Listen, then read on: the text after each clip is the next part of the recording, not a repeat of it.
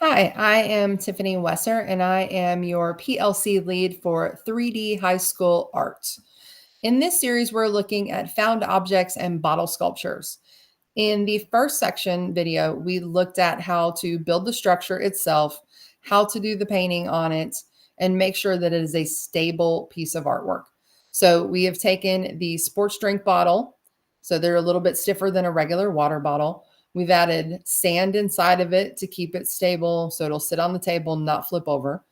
We have added the two hangers in there, the pantyhose going over top of the hangers to kind of give it that base, and then house painted on top of that to stiffen up the fabric so it's not easy to run.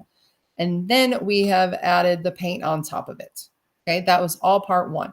So in part two, now we're going to add to the actual sculpture itself.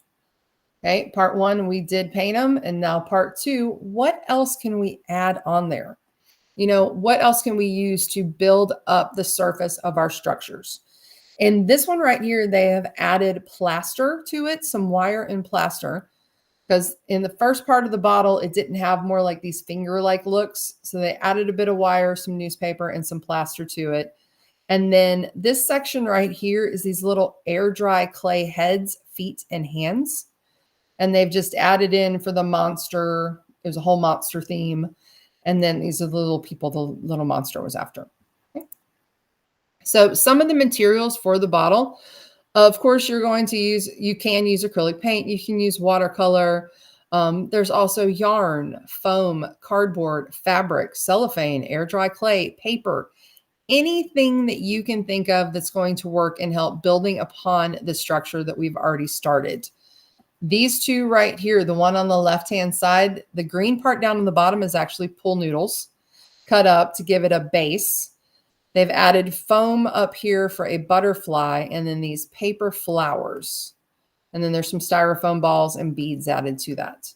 The one on the right has added foam and added a box base to give it a little bit of height, make it a little more stable. Okay, these two right here. So these are example sculptures from the start to the finish. This is after they have been painted. And this one on the right-hand side, they have actually added to, they're calling it a bunny raccoon. So they have added, it's 3 hangers instead of 2. They've actually added in some foam that they found in the art room, gave it a tail, gave it some little haunches with its legs, and then the front arms. They've added all that onto it and then painted it. Now, the foam is just done with an acrylic paint. It did not need to be a house paint because it was already holding up well. Okay. Then they went in and they spray painted the actual bunny part of it so they could get all of the nice designs in there that they were looking for. They wanted the stripes and everything that kind of goes with these weird raccoony bunny lines that they were creating. The one on the left did have wire added to on top of these along with the plaster wrap. They did leave that section, like I just said in the last slide, for the little heads. They've added some fabric on the outside and done some hot glue and painted it red so it looks like there's like blood dripping off of the little monster fingers. So these are just 2 ways of adding those materials in to create something expanded beyond just the bottle itself. Okay, here's those again. You have a better view of that green plaster one in the center with those air dry clay, little heads, feet, and hands. Molds work really well for this project just because you can get those little tiny details that you're looking for. And air dry clay is great. These were acrylic painted and some were metallic silver painted. The one on the left, the hangers are the base of the butterfly and they've added the foam on top of there. It's the pool noodle base down at the bottom. There's some wire. They made these flowers out of tissue paper. They've cut the centers for their tissue paper, made little paper leaves, and then added beading, some more wire, some styrofoam balls for the antennae, and just kind of creating this almost new growth theme. The one on the right has those rips that we talked about in section 1, where it wasn't quite stable enough and it started to rip as they were working with it, which is okay. It adds to the design and adds to the texture of it. And then they took crumpled up cellophane. It's the like really metallic pearlized cellophane and cut it into pieces and then hot glued it back onto the bottle, giving it a base and another structure texture to add on top of there. They kind of said this went off of the theme of a dress that they were creating. So themes are up to you or the student. You can decide as a group what your theme could be, but there's really no limit to the possibilities of what we're actually going to see done with these basic bottles turned into something else. Okay, here is the series with that bunny. So they did the house paint for the base with the hangers. They added the acrylic paint onto the foam. They hot glued the foam on and added the acrylic paint. You could also pin these in or nail them in since the bottle is plastic. So you could drive a nail through there, through the foam and into the bottle if you needed to.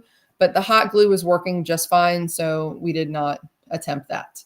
Then they did their spray paint of it. So you can kind of see where they're getting the stripes and the lines in there. They were using a board for like a mask off area. So they just spray below or above to get those stripes in there. And of course, this actual, the fabric compared to the foam gives you a complete different texture. So this foam is a little more fur-like, which is kind of helping out make it an animal. Okay, and then they added eyes to it, a nose, they gave it a base, and then they added this little ribbon around it with a little like metal on it. So this was their raccoon bunny hybrid animal. Okay, and then photographing it. So when it comes to sculpture, there's one thing that we really need to think about when we're showing it off is how do we photograph the actual sculpture for presentation? One way to do this is to actually get a black piece of cloth. Felt works really well, or a fleece. You just got to make sure it doesn't have little tiny hairs or spots on it. You can put it on top of a table, have a chair behind it maybe, or build a whole sectioned off box area, kind of like we did with the spray paint and the splatter painting, gave it a paint booth. Maybe you're giving it a photo booth. But thinking about your sculpture in the round, it having no back to it, how does it occupy space? No matter what direction you turn it, are you getting the feel of your project? Are all sides completely done? Are you looking at different angles? You can take them from the top. You can take them kind of worm's eye underneath, looking upward. Make sure you're getting all sides of the actual sculpture. But we don't want the background to take away from the sculpture itself. Like in these, we're looking at a bunch of background. It's not necessarily what we're wanting to see. But in the finals, this was just paper for these, and this is the actual felt. In the finals, you're wanting to display that sculpture and just see the actual sculpture itself and not all that background clutter. So always think about photographing when you are displaying the artwork and how is it going to look to the viewer, or if you're turning these in for competition pieces, what did they look like going into the competition, or for a 3D AP portfolio? That's another biggie too. If you are submitting to AP portfolios, then make sure that they do not have the clutter in the background and your reader can definitely look at just the structure itself. Okay.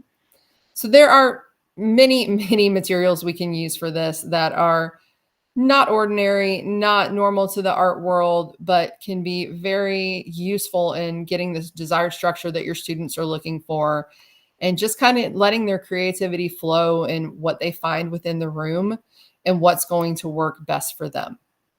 Thank you very much.